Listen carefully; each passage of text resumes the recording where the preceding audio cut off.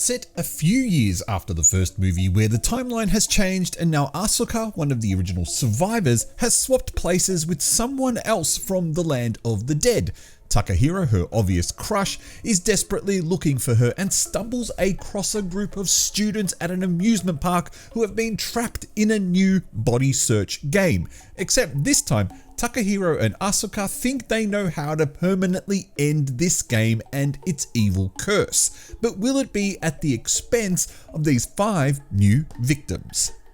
Hello everyone, welcome to Shockmania. I am the Artie Dance and we're having a look today at the sequel to Remember, or as it was known in Japan, Karakata Sagashi, which had a cool title, well, when you translate it, To Find My Body or Body Search, which essentially is what this movie is about. Now, Remember was kind of a clever title, so I kind of enjoyed that Netflix took the title and made it something, well, memorable.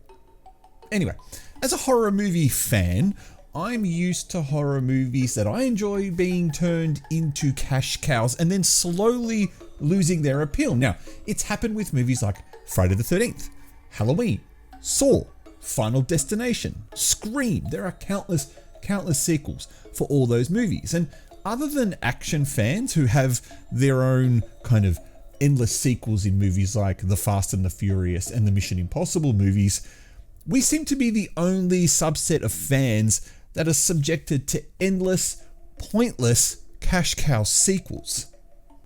And don't think this is exclusive to Western horror either. Asia does have their fair share of pointless sequels too. Just look at Japan with their countless The Ring / Sadako and Ju-on movies. And of course there's the Turkish series Sicken, which seems to release a movie every year. Okay, so now that we've established this movie is a pointless cash cow, let's explore the reasons why it is. Firstly, the movie opens up with a detailed recap of the first film. It's as if it knows that the title wasn't memorable enough and desperately wants to jog your attention as to why you might have liked it in the first place. And I admit, it worked for me. Now, I did like the first film, but I'll admit my memory of it is extremely vague. But that recap is also there as a reminder that this movie is just going to mess up everything you think you know about the lore of the first movie. It was supposed to be an urban legend, but now it's a full-on curse with a deep history and multiple characters who act as game masters, such as the Stone Woman. And of course, this is where it gets confusing for anyone who wants to play along at home, and why I'm convinced this is strictly a movie for a teenage audience. Remember back when you were a teen? You could probably ignore those plot holes that were in movies and ignore those things that didn't make sense. You could spend hours upon hours theorizing in online forums about what things like the stone face means and what the red stone represents. In reality, ain't nobody got time for that. Ain't nobody got time for that.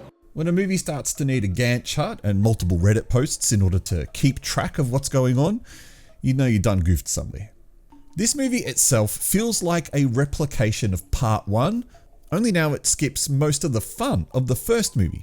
And that fun was the repeated and countless deaths of the characters. I love those bits. It now replaces that with a tedious sequence involving the characters traveling to an island shaped like a hand and easily, and I mean easily, discovering the secret location of the place of the beginning. Tedious, I think, is a great word to describe this movie. It is a tedious cash cow designed to appeal to a teenage audience who wants just enough horror, but they don't want to be scared. The first movie was definitely not aimed at or made for me, but I did enjoy it for what it was, an interesting take on the time loop genre. This movie has just taken something that was so ridiculously simple. If you go back and watch the first movie, it is so simple in its storyline, but it's just made it complicated. And then for some reason, it's setting itself up for a third movie that will make even less sense, as no doubt the characters who will then revive the Red Woman, and no doubt she'll come back for a fourth movie, will probably read something on 2chan about how to stop this curse that has never existed in the first place. I'll tell you one thing, I'm getting really tired of stuff like this. I wanted to like this movie because I liked the first one, and I know that goes against the grain. A lot of people didn't like the first one, but I thought it was fun. It's good to have a time loop movie that does something slightly different, and by slightly different, it meant that it killed off all the characters before it reset the loop. And of course, you've seen something like that now in Until Dawn.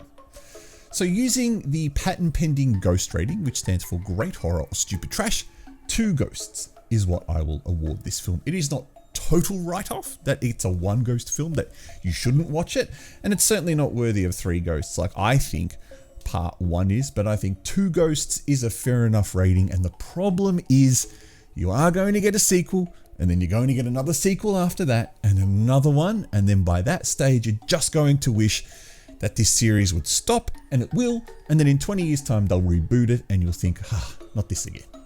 You can just see it happening. It is the horror playbook, and unfortunately it's just what we have to put up with.